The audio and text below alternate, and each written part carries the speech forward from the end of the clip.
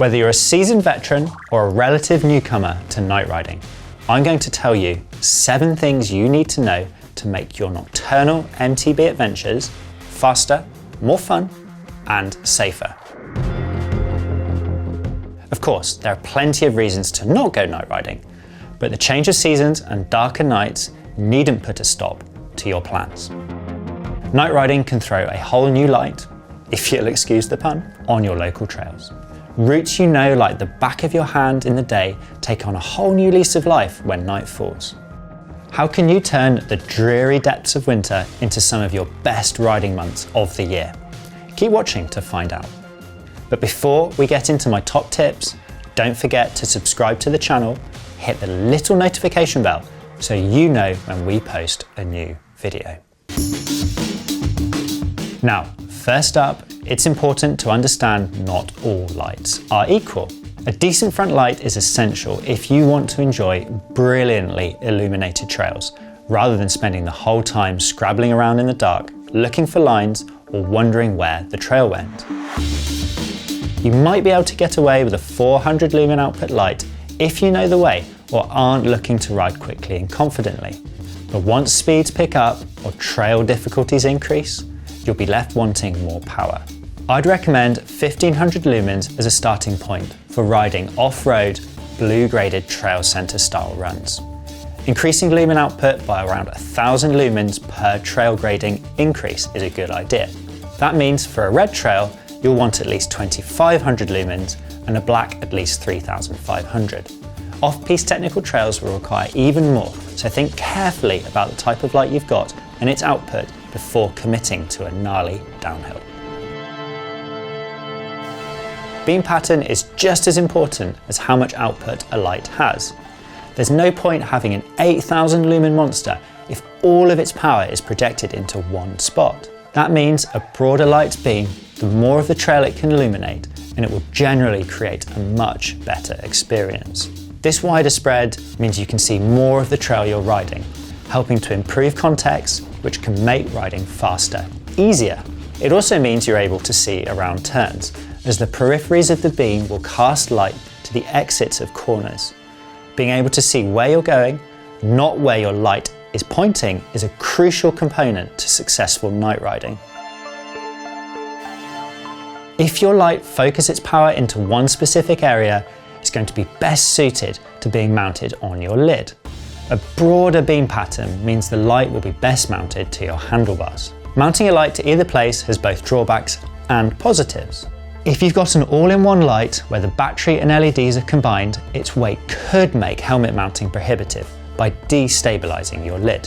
If your light has a separate battery and head unit, then mounting the head unit to your helmet and storing the battery in your pack is a great option. Most lights with this type of form factor have extender cables, so you shouldn't need to mount the battery to the helmet too. Mounting either style of light to your bike is the easier option. There's usually plenty of space on your bars to fit a head unit or all-in-one light, and the battery pack can usually be attached to the frame using straps. Clearly, the best option is to combine a lightweight helmet-mounted light with a focused spot beam and a bar-mounted light with a broader spread. This gives you the best of both worlds and removes any potential mounting headaches. Once you've got your setup dialed, it's important to pick the right route to ride. If you've never been on a night ride before, start on an easier, well-trodden route you're familiar with to build confidence. I think you'll be surprised by how alien the trails look and feel. Subconscious cues that you use to initiate turns and features you're familiar with will be cast into shadow and won't appear when you expect. It's important to take it easy and not get too confident too quickly. Trail centres are ideal places to hone your night riding skills. The tracks are less likely to have hidden surprises such as stumps or rocks that could cause you to crash by catching a pedal. Once your confidence has improved, you've got used to how the trails look, you can challenge yourself with more technical ones, but build up gradually. When you become a seasoned night rider, the only limit to how far you can ride and the types of trails you can tackle is your light's power that I spoke about earlier. Riding on your own can be great fun, but night rides become even better once you head out with other people. After work rides with mates are a great way to keep the winter blues away. Shops and cycling clubs around the country organise evening rides too, and they're a great way to meet new and like-minded people. Daylight hours limited in winter. If you want to ride regularly, then you'll need to get out after dark. Having riding buddies to team up with can help you get out the door when it's otherwise tempting to stay at home. It also makes riding at night safer. Should the worst happen and someone has an accident, light failure or mechanical, you've got company to help deal with the consequences.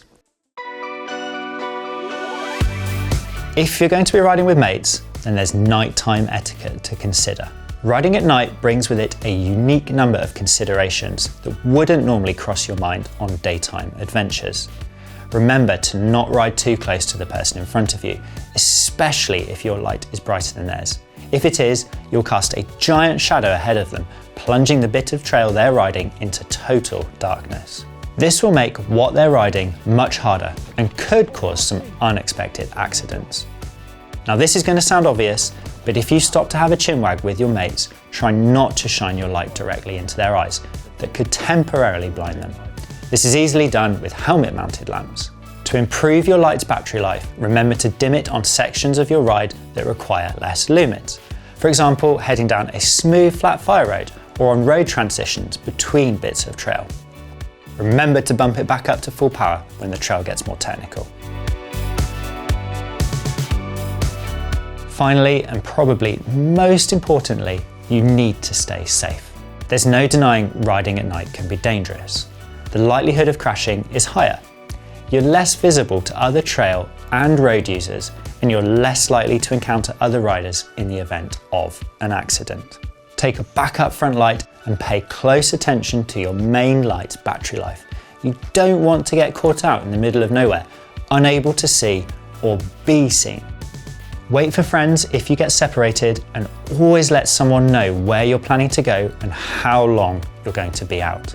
If you ride with a GPS cycling computer, consider using a location tracker. Some of the best cycling apps also offer similar functionality. Make sure your bike is ready for the mud if you live in a wet climate, and take everything you need for trailside repairs. Wrap up warm too. A spare layer in your riding pack could make all the difference if the weather changes or you need to make an unscheduled stop. You can read our guide to the best waterproof mountain bike jackets by clicking on the link in the description. Now, I certainly hope these tips will improve your night rides. If you've got some important tips that you just can't keep to yourself, or if you think I've missed something, please let me know in the comments section below.